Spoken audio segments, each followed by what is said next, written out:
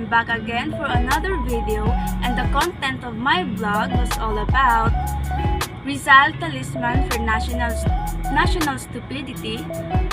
Second is Claro M. Recto and the Rizal's Bill. Third is Noli Me Tangere.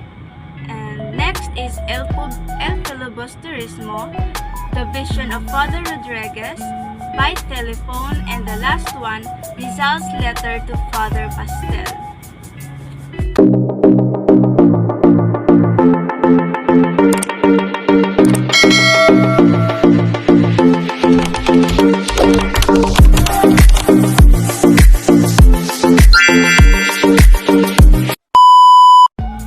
So first is Rizal Talisman for National Stupidity.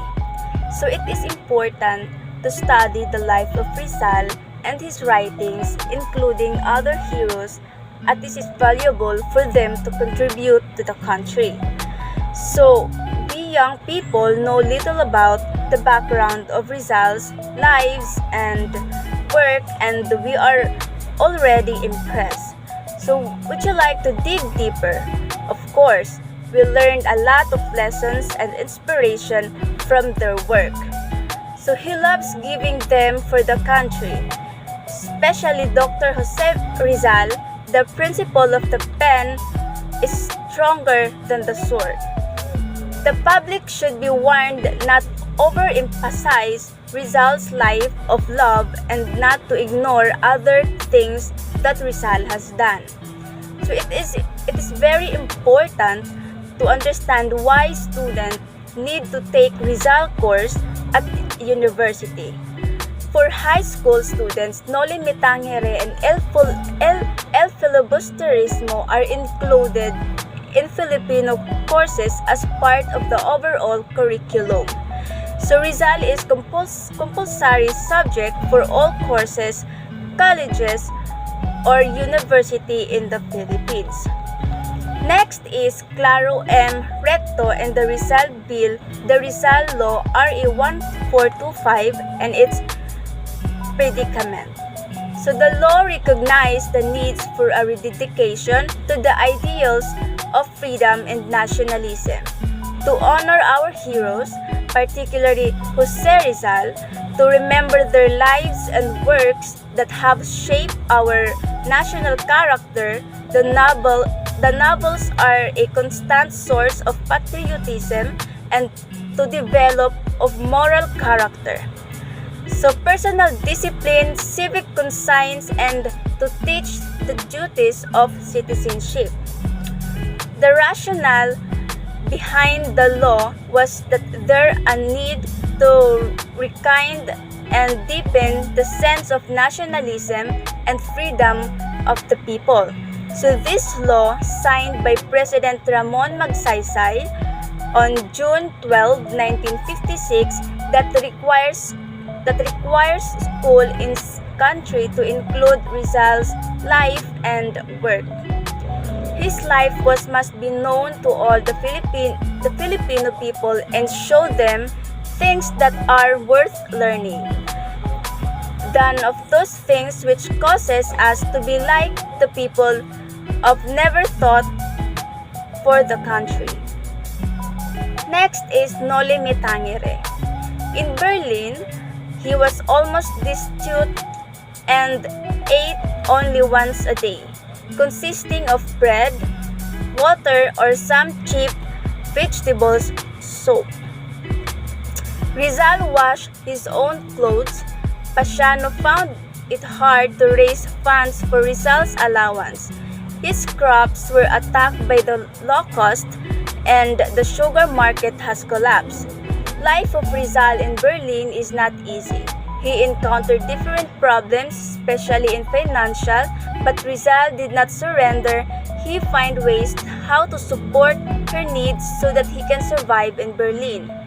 So I reflect myself in his situation during my high school days. My family cannot send me money because my father don't have a stable job, and I have also many siblings that they need to prioritize. So I still focus on my studies and I find part-time jobs so that I can survive my daily needs, especially my food.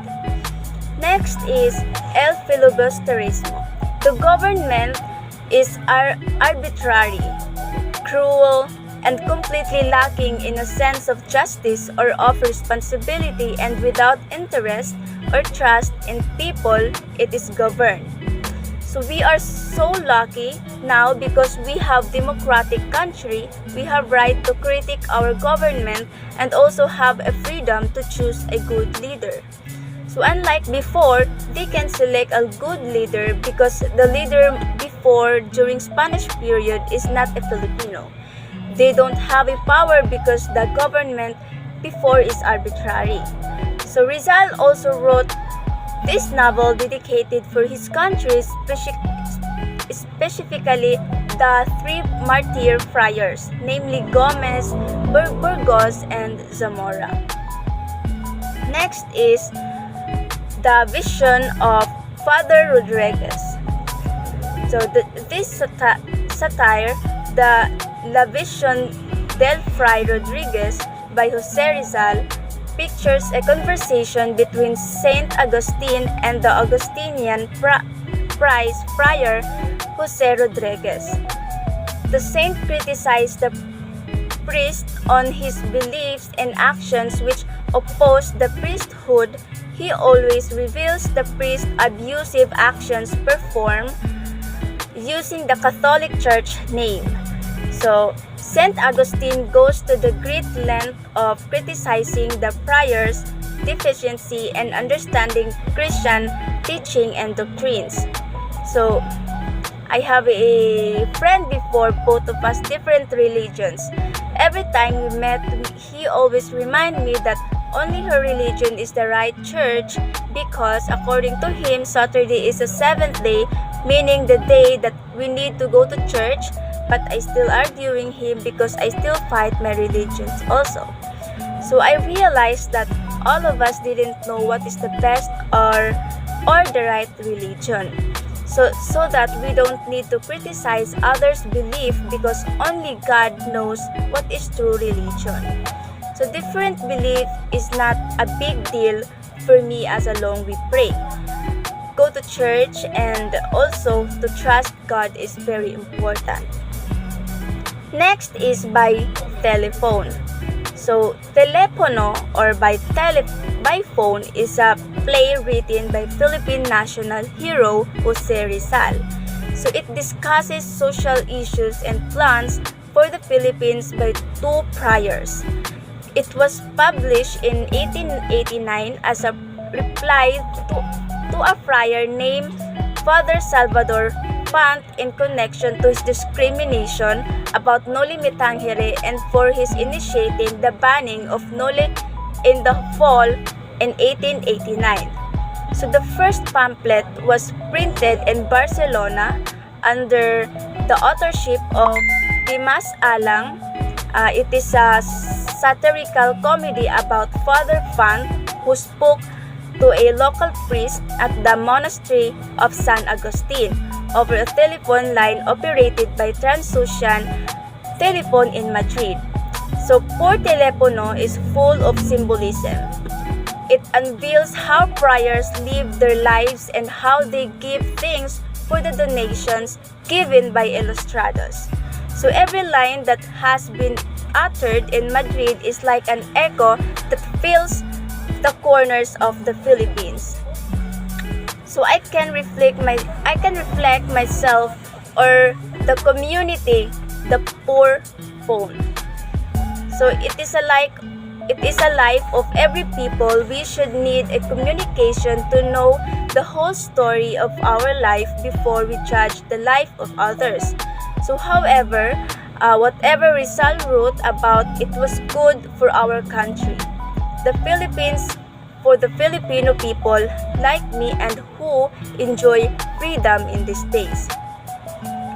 Last one is Rizal's letter to Father Pastel. So with regard to self-esteem, I must confess that for some time I have been praying that God devised me of it. So knowing, however, what is best for us, he was preserve it. Now I understand why a man should never be without it, though he should never inflate it. So through this Rizal's letter to Father Pastels, I remember the time that I have a lot of problems in life that we encountered, especially when I was in first year college. I failed my major subject that I feel sad because except of that I have a problem also in financial. That's why I failed my major subject because I can't pass all of my projects, requirements, and everything. So that time, even though I encountered those struggles, I still keep motivating myself that I can do it. Because for me, poverty is not a barrier to reach my dreams, and also I believe in God that what you pray for Him, He did not disappoint you, and also He gave the best what pray for you.